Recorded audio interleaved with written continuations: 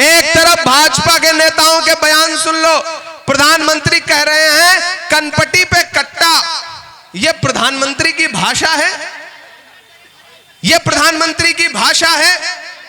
मैं पढ़ा लिखा इंसान हूं, शायर हूं, सांसद हूं, मुझे हैरत होती है कि देश के प्रधानमंत्री इस तरह की भाषा का इस्तेमाल करते हैं। भाई इमरान प्रतापगढ़ी जिंदाबाद। अरे भाई इमरान प्रतापगढ़ी जिंदाबाद। अरे जोर से बोलो जिंदाबाद। भाई इमरान प्रतापगढ़ी जिंदाबाद। अब जिसका था मुझे इंतजार वो घड़ी आ गई।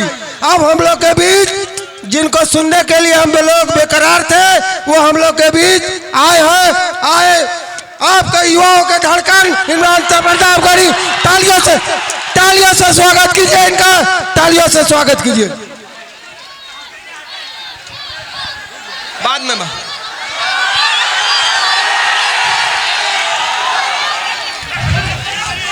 ढाका की ये तारीखी सरजमीन और इस सरजमीन पर हजारों की तादाद में मौजूद नौजवान साथियों, बुजुर्गों और जहां जहां तक मेरी आवाज जा रही है वहां सीढ़ियों पर बैठी हुई मेरी माएं बहनें, मैं दूसरी बार आपके दयारे मोहब्बत में हाजिर हुआ हूं। एक बार बहुत पहले एक मुशायरे में आया था, जाहिद यूसुफ जई हमारा साथी है, इसी फील्ड पे था वो मुशायरा, बगल वाली। हाँ, और आज दूसरी बार अपने दोस्त, अपने साथी, अपने भाई फैसल रहमान साहब के लिए आपके बीच में हाजिर हुआ हूं। ढाका के नौजवान साथियों, पुलिस के भाई, अब आप भी ऐसे आराम, आप ऐसे या चाहो तो आप बैठ जाओ बीच में, कोई मसला नहीं। अब थोड़ी देर के लिए व्यवस्था मुझे बना लेने दो, कोई दिक्कत नहीं, ये सब नौजवान साथी हैं। दोस्तों, आने वाले 11 तारीख को आपको न सिर्फ ढाका के मुस्तकबिल का फैसला करना है बल्कि बिहार के भविष्य का भी फैसला करना है। अगर आपको यह लगता है कि यह चुनाव सिर्फ एक विधानसभा का चुनाव है तो आप बहुत छोटा सोच रहे हैं। यहां पर चिरैया के प्रत्याशी लक्ष्मी यादव जी भी मौजूद हैं। अगर आपको लगता है कि यह चुनाव सिर्फ विधानसभा का चुनाव है तो आप बहुत छोटा सोच रहे हैं। मैं पूरे बिहार का दौरा करते हुए आपके बीच में आया हूं। मैं खगड़िया से लेकर के, बेलदौर से लेकर के, बछवाड़ा से लेकर के, पूर्णिया से लेकर के, कस्बा से लेकर के, धमदाह से लेकर के, बिहार शरीफ से लेकर के, नालंदा से लेकर के, गया टाउन से लेकर के, दीघा से लेकर के, फुलवारी शरीफ से लेकर के, सिकटा से लेकर के, बेतिया से लेकर के आप ढाका पहुंचा हूं। पूरे बिहार की एक एक विधानसभा में जा रहा हूं और जो माहौल मैंने देखा है उस माहौल की बुनियाद पर ढाका वालों पूरी जिम्मेदारी से बता रहा हूं कि आने वाली 14 तारीख को तेजस्वी यादव बिहार के मुख्यमंत्री बनने जा रहे हैं। कोई ताकत रोक नहीं सकती है। और यहां खड़ा होकर के ये ऐलान भी करता हूं कि अगर 11 नवंबर को आप अपने घरों से बाहर निकले और आपने अपना एक एक वोट 2 नंबर पर है, ईवीएम के दूसरे नंबर पर जिनका चुनाव निशान मौजूद है लालटेन, अगर उस पर एक एक बटन दबा करके इधर फैसल भाई को, उधर लक्ष्मी जी को असेंबली पहुंचा दिया और 14 नवंबर को रिजल्ट आया और तेजस्वी यादव बिहार के मुख्यमंत्री बने तो 2029 में राहुल गांधी को देश का प्रधानमंत्री बनने से कोई ताकत रोक नहीं सकती है। यह चुनाव बहुत महत्वपूर्ण चुनाव है, जरूरी चुनाव है। यहां हमारे बुजुर्ग खड़े हैं, दानिश्वर लोग खड़े हैं। लोग आएंगे आपके बीच में आपको बांटने की, आपको बरगलाने की। सरे मिंबर वो ख्वाबों के महल तामीर करते हैं। सरे मिंबर वो ख्वाबों के महल तामीर करते हैं। इलाजे गम नहीं करते, फकत तकरीर करते हैं। तो ये याद रखना कि ये चुनाव भाजपा पूरी साजिश के साथ, पूरी मशीनरी के साथ लड़ रही है। ऐसे में इस चुनाव को आपको फैसल रहमान बनकर के लड़ना है। करना है। वो लालटेन लेकर के जो हमारा नौजवान साथी खड़ा है, इसमें 11 तारीख को इतनी रोशनी दीजिए, इतना तेल डालिए, इतना तेल डालिए, इतना तेल डालिए कि इसकी रोशनी से पूरा पश्चिमी चंपारण ढाका जगमगा उठे, और साथ में पूर्वी चंपारण भी। यहां हमारे जिला अध्यक्ष आरजेडी के खड़े हैं, अभिजीत भाई खड़े हैं, तमाम पूरा मंच भरा है। जितना आपके मंच पे भीड़ है, इतना तो भाजपा वालों के यहां पूरी भीड़ नहीं हो रही है। दोस्तों, आप बड़े जिंदा दिल लोग हैं। फैसल रहमान एक तरफ खड़े हैं, बाईं तरफ दाईं तरफ लक्ष्मी जी खड़े हैं। मैं तुम्हें अपने उसूलों की कसम देता हूं, मैं तुम्हें अपने उसूलों की कसम देता हूं। मुझको मजहब के तराजू में न तौला जाए, मैंने इंसान ही रहने की कसम खाई है। मुझको हिंदू या मुसलमान न समझा जाए। यह चुनाव मोहब्बतों का चुनाव है।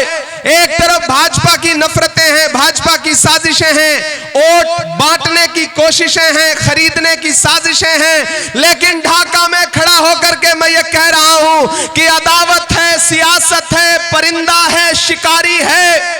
अदावत है, सियासत है, परिंदा है, शिकारी है, मगर इन सारी चीजों पर मोहब्बत अब भी भारी है। ढाका वालों, फैसल रहमान से आपका सिर्फ फैसल रहमान तक का रिश्ता नहीं है, 2 पीढ़ियों का, 3 पीढ़ियों का, 4 पीढ़ियों का रिश्ता है। मैं इनके वालिद साहब के बारे में पढ़ता रहा हूं, सुनता रहा हूं। मोतीउर रहमान साहब जैसी शख्सियत जो आपके बीच में नुमाइंदगी करती रहती है, करती रही है, उनके चश्मो चिराग हैं ये। इस चिराग को बुझाने की साजिशें में लगे हैं बहुत सारे लोग। पिछली बार बहुत थोड़े वोट से चूक गए थे आप, लेकिन इस बार चूकना नहीं है। और एक चीज जान लीजिए, पूरा इंडिया अलायंस एकजुट होकर के काम कर रहा है। मैं अभी सुबह पहली रैली बेतिया में किया, मैंने अपने प्रत्याशी वसी अहमद के लिए। दूसरी रैली मैंने सिकटा में किया कॉमरेड वीरेंद्र गुप्ता के लिए, और तीसरी रैली आरजेडी के लिए यानी कि फैसल रहमान के लिए करने के लिए ढाका में खड़ा हूं। इस तरह से एकजुट है हमारा महागठबंधन। लेकिन उधर एनडीए वाले नीतीश जी को चिराग निपटा रहे हैं, और चिराग को भाजपा वाले और जेडीयू वाले मिलकर के निपटा रहे हैं। मैं आ रहा था तो मीडिया के साथियों ने कहा कि नीतीश जी के बारे में क्या कहेंगे। हमने कहा मैं तो जब से बिहार आया हूं भोजपुरी का एक गाना सुन रहा हूं कि छन छन बदले तोहरे मिजाज रजऊ, दगाबाज रजऊ, धोखेबाज रजऊ। मैं तो गाना सुन रहा हूं ये भोजपुरी का, और ऐसा लग रहा है जैसे ये गाना उन्हीं के लिए लिखा गया है। और इधर परसों अभी पटना में रोड शो हुआ नरेंद्र मोदी जी का। आपको पता है कि नीतीश कुमार को नरेंद्र मोदी जी ने अपने साथ गाड़ी में खड़ा ही नहीं किया, ललन सिंह को खड़ा किया। इससे यह जाहिर होता है कि जिस तरह महाराष्ट्र में भाजपा ने एकनाथ शिंदे का राजनीतिक कैरियर निपटा दिया, वैसे ही नीतीश कुमार के भी राजनीतिक कैरियर को निपटाने की साजिश कर रही है भाजपा। एक तरफ भाजपा के नेताओं के बयान सुन लो, प्रधानमंत्री कह रहे हैं कनपट्टी पे कट्टा। यह प्रधानमंत्री की भाषा है, यह प्रधानमंत्री की भाषा है। मैं पढ़ा लिखा इंसान हूं, शायर हूं, सांसद हूं, मुझे हैरत होती है कि देश के प्रधानमंत्री इस तरह की भाषा का इस्तेमाल करते हैं। लेकिन आप जब भी महागठबंधन के नेताओं का भाषण सुनेंगे, तेजस्वी जी को सुनेंगे, राहुल जी को सुनेंगे, प्रियंका जी को सुनेंगे, तो आप पाएंगे कि हमारा मैनिफेस्टो क्या कह रहा है कि हमारी सरकार बनाइए, पूरे बिहार को 5 साल में एक एक परिवार के एक एक नौजवान को नौकरी देने का काम करेगा महागठबंधन, वो भी सरकारी नौकरी। हमारी सरकार बनी तो 25 लाख रुपए का इलाज फ्री रहेगा हर इंसान का। महागठबंधन आपसे यह कह रहा है। और आज तो महागठबंधन ने एक नया ऐलान किया है कि सरकार बनने दीजिए, मकर संक्रांति को आने वाली फरवरी में बिहार की एक एक महिला के अकाउंट में 30,000 रुपया पहुंचाने का काम करेगी महागठबंधन की सरकार। 200 यूनिट बिजली फ्री देंगे। हमारे वायदे क्या हैं? मुद्दों पर हैं। भाजपा के वायदे क्या हैं? गिरिराज सिंह कुछ बोल रहे हैं, अमित शाह जी कुछ बोल रहे हैं। अभी परसों राहुल जी तालाब में तैर रहे थे मुकेश सहनी के साथ, तो भाजपा के एक नेता ने कहा कि मछली पकड़ रहे हैं। हमने कहा नहीं, मछली नहीं पकड़ रहे हैं, वो तालाब में तुम जैसे मगरमच्छों को डराने के लिए कूदे हैं। मुसलसल दुश्मने जां की निगहबानी में रहना है, जहां घड़ियाल रहते हैं उसी पानी में रहना है। तो बिहार वालों, बिहार बदलाव के लिए तैयार है और उसकी शुरुआत ढाका से होनी चाहिए, पश्चिमी चंपारण से होनी चाहिए। फैसल रहमान के लिए 11 तारीख को घरों से बाहर निकलिए और जो कसर बाकी रह गई थी, पश्चिमी चंपारण, पूर्वी चंपारण, पूरे बिहार में, तो पूरे बिहार की जनता से ये ढाका है, ये भारत का ढाका है और मैं भारत का इमरान हूं। मैं यहां खड़ा होकर के कह रहा हूं कि इस सरजमीन से जो आवाज उठती है वह हिंदुस्तान के अलग अलग कोनों तक जाती है। याद रखना भाइयों कि आपको बरगलाने की बहुत साजिशें की जाएंगी, बहुत कोशिशें की जाएंगी। किसी का जलवे रंगीन तखय्युलात में है, चराग बन के कोई जिंदगी की रात में है। बहुत बुलंद फजा में तेरी पतंग सही, मुझे पता है मगर डोर किसके हाथ में है। तो ये बड़ी साजिशों के साथ चुनाव लड़ती है भाजपा। किसी झांसे में नहीं आना है। एक चीज जहन में रहे कि सरकार बदलना है। इस बार महागठबंधन की सरकार बनाने के लिए वोट देने जाना है पोलिंग बूथ पर। आप जब लालटेन का बटन ढाका में दबा रहे होंगे तो आप सिर्फ फैसल रहमान को विधायक नहीं बना रहे होंगे, बल्कि तेजस्वी यादव को मुख्यमंत्री बना रहे होंगे और भाजपा समर्थित सरकार को सत्ता से उखाड़ करके फेंक रहे होंगे। ढाका वालों, मेरी एक बात बहुत संजीदगी से सुनना कि महान बादशाह सिकंदर ने जब यूनान फतेह किया तो जीत का जश्न मनाने के लिए शहर की सड़कों पर निकला, तो उसने देखा कि पूरा शहर उसकी जीत का जश्न मना रहा है, लेकिन एक फकीर आदमी सड़क के किनारे बेखबर होकर के सो रहा है। सिकंदर को गुस्सा आया। सिकंदर ने उस इंसान को देख करके अपने घोड़े से उतरा और उस सोते हुए फकीर के पास गया और उसके पास जाकर के उसे जोर की एक लात मारी और लात मार के कहा कि क्यों रे फकीर, मैंने शहर जीत लिया, लोग जश्न मना रहे हैं और तू सो रहा है। उस फकीर ने उनीदी आंखों से सिकंदर की तरफ देखा और देख करके कहा कि शहर जीतना बादशाहों का काम है, लेकिन लात मारना गधे का काम है। तो मेरे भाई, 2014 में नारा लगाया था बहुत हुई महंगाई की मार, अब की बार मोदी सरकार, और फिर हालत क्या हुई कि जो 58 रुपए का पेट्रोल था वो 106 रुपए लीटर हो गया। मैंने तो देश की पार्लियामेंट में खड़े होकर के मोदी जी की आंख से आंख मिला करके और निर्मला ताई की आंख से आंख मिला करके कहा था कि आप वो लोग हैं जो नारा लगाते थे कि बहुत हुई महंगाई की मार। अरे आपको शर्म आनी चाहिए, आपने कफन तक पर जीएसटी लगा दी है, आपको शर्म आनी चाहिए। भाजपा की सरकारें वो सरकारें हैं, इसीलिए आजकल मैं जहां भी जाता हूं मैं उनको उनका भाषण याद दिलाता हूं और उनसे कहता हूं कि याद है आप कहते थे भाइयों बहनों देश के खजाने की चाबी मुझे सौंप दो, मैं चौकीदारी करूंगा। कहते थे कि नहीं कहते थे? अब तो मैं जहां भी जा रहा हूं उनसे पूछता हूं कि कहां सोया है चौकीदार। ऐसे काम नहीं चलेगा। मुझे लगना चाहिए कि मैं पश्चिमी चंपारण के ढाका में खड़ा हूं, मुझे लगना चाहिए कि यह जिंदा दिल लोगों का शहर है, मुझे लगना चाहिए पीछे तक आपकी दुआएं, आपकी तालियों का शोर पूरे देश में जाए, पूरे बिहार में जाए कि कहां सोया है चौकीदार। इधर से आवाज आई कि इमरान भाई आप बार बार पश्चिमी चंपारण, पूर्वी चंपारण। मेरे लिए चंपारण एक है, क्योंकि मैं जब भी चंपारण वाला मटन जो है मैं खाता हूं ना, तो मुझे ऐसा लगता है ये पता नहीं पूर्वी चंपारण में बनता है या पश्चिमी चंपारण में बनता है। लेकिन ये यहाँ की जो रेसिपी है, यहाँ के जो किसान हैं, यहाँ के जो अवाम है, वो बड़ी जिंदा दिल है। पूर्वी चंपारण, पश्चिमी चंपारण, अपने आप में पूरा भारत है। ये वो सरजमीन है जहां से महात्मा गांधी को राजनीति और क्रांति के लिए उन्होंने इस धरती को चुना था। इसलिए भी मैं इस धरती को सलाम करता हूं कि कहां सोया है चौकीदार, कहां सोया है चौकीदार, के पेट्रोल और डीजल की कीमत रही सैकड़ा मार, कहां सोया है चौकीदार, कहां सोया है चौकीदार, के चाय, बड़े समझदार लोग हैं फैसल भाई, चाय का नाम ले लो इनको स्वाद आ जाता है, कि चाय बेचने वाला पूरा भारत बेच रहा है। बेच रहा है कि नहीं बेच रहा है? भागलपुर में 1000 एकड़ जमीन, 1 एकड़ 2 एकड़ 4 एकड़ 10 एकड़ नहीं, 1000 एकड़ जमीन नरेंद्र मोदी जी ने अपने उद्योगपति दोस्त अडानी को 1 रुपए में दिलवा दी। कितने में? 1 रुपए में चाय भी नहीं आती है आजकल।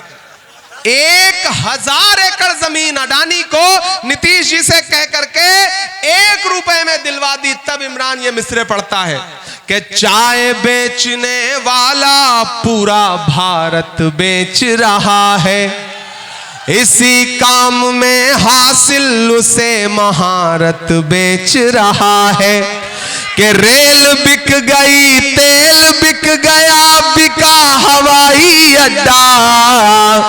आप तैयार रहना ढाका वालों, वहां जो सीढ़ियों पे बैठे हैं और यहाँ जो छतों पर हैं, सामने हैं, एक एक आदमी की तालियों का शोर पटना तक जाना चाहिए, दिल्ली तक जाना चाहिए, कि रेल बिक गई, तेल बिक गया, बिका हवाई अड्डा, सब कुछ बिकता देख के खुश हैं अपने जेपी नड्डा,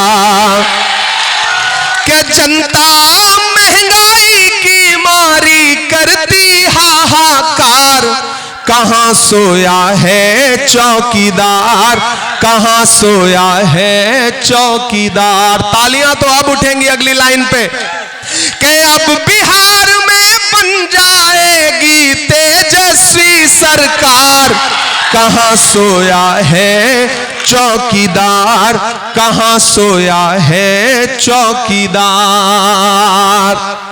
मेरे भाई, मेरे दोस्त, नौजवान साथियों, आप बड़े जिंदा दिल लोग हैं, लेकिन एक चीज याद रखना कि सियासत जज्बात का नाम नहीं है, सियासत होशमंदी और अक्लमंदी का नाम है।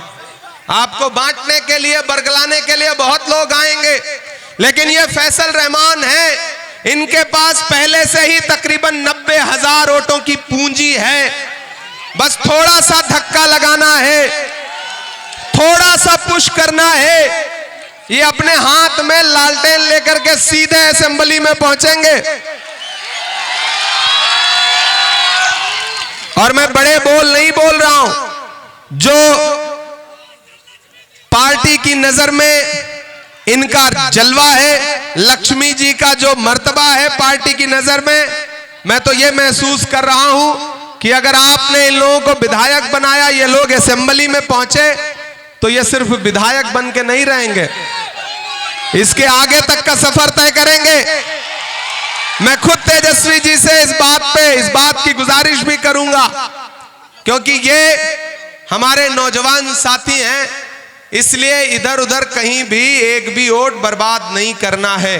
हर वफा जिंदे जावेद नहीं होती है, दिल का हर जख्म कहीं दिल का कंवल बनता है।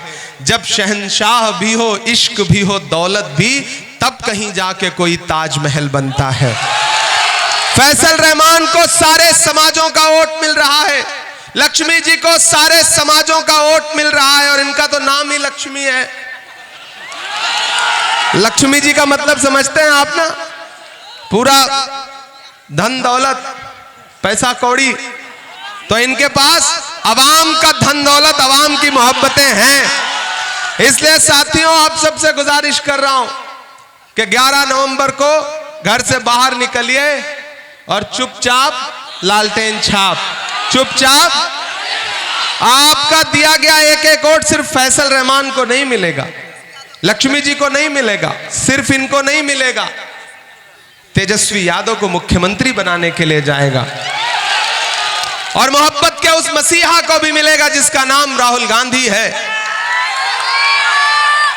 और मैं अलल ऐलान ये बात कह रहा हूं कि मैं राहुल गांधी के साथ देश की सड़क से लेकर के संसद तक हुकूमत से लड़ता रहता हूं।